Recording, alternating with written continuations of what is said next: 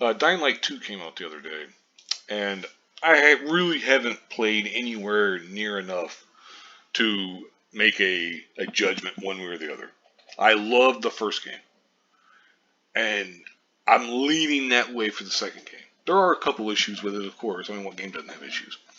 But overall, I think it seems like it's a fantastic, kind of game. But at the same time, I also want to stress I have not played much, if at all.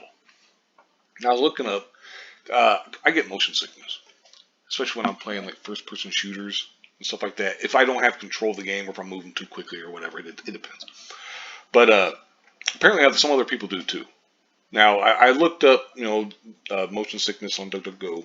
And a lot of it came up on the Dying Light 2 dev says it's looking at 30 frames per second on Xbox Series S. His GPU is holding us back.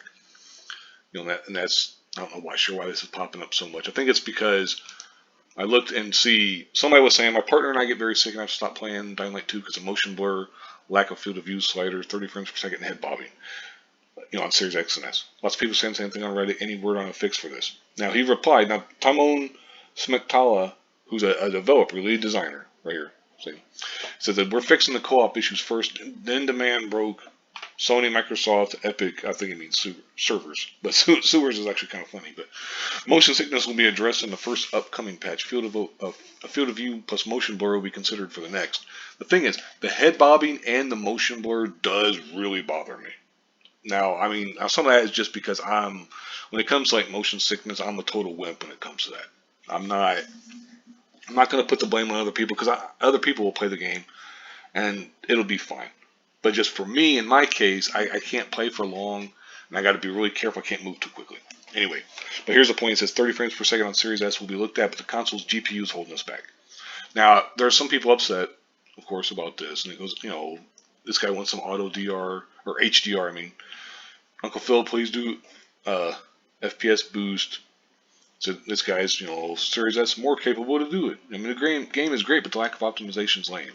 This guy's saying 60. Doesn't even look that good on Series S. This guy's saying, trying to blame the console itself. There's some people upset, basically, with the optimization, so to speak. We've seen so many other games do 1080p 60 on Series S.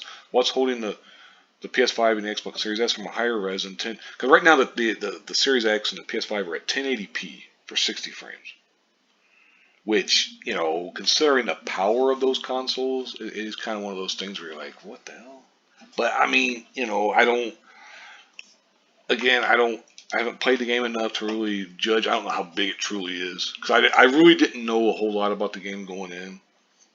In terms of like the size and stuff. I would watch some videos and all that kind of stuff, but I mean, and then this guy says it runs at 900p 30 frames on the 1S. Pretty sure you could do at least 900p 60 frames like every other game does. And this guy again mentions can't get it to run better than 1080p 30 on a much better hardware. I think you're holding yourselves back, not the other way around. And it continues on. There's more people upset about it.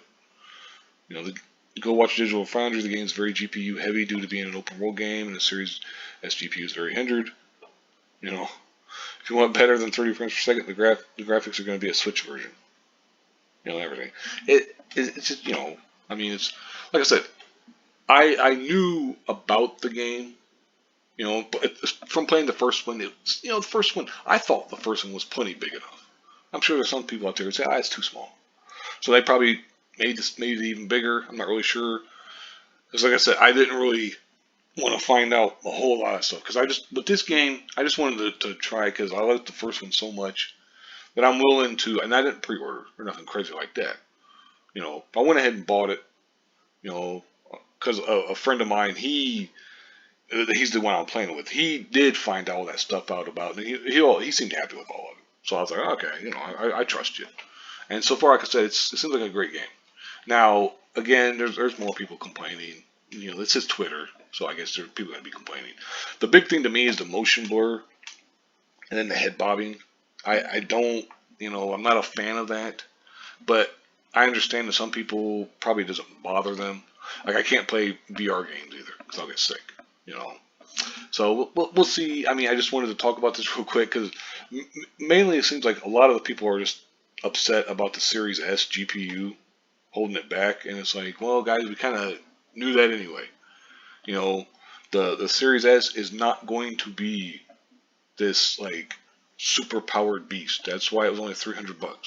You know, the whole point of it is to get people a cheaper option so that they can play these games. You know, they may not be able to, they may not look as good, but you can still play them. Excuse me. But anyway, I'll go ahead and wrap this up here. Uh, let me know your thoughts on Dying Light 2 if you've been playing it or whatever. Like I said, I think it's really cool, but it's me.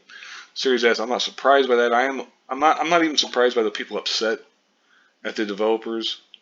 They're oh, yeah, I'd be having 4K, at 30 frames or this or that or whatever. And it's like, I don't know about all that. I mean, people are going to complain. But anyway, I'll go ahead and wrap this up here. I thank you very much for watching and have a good one.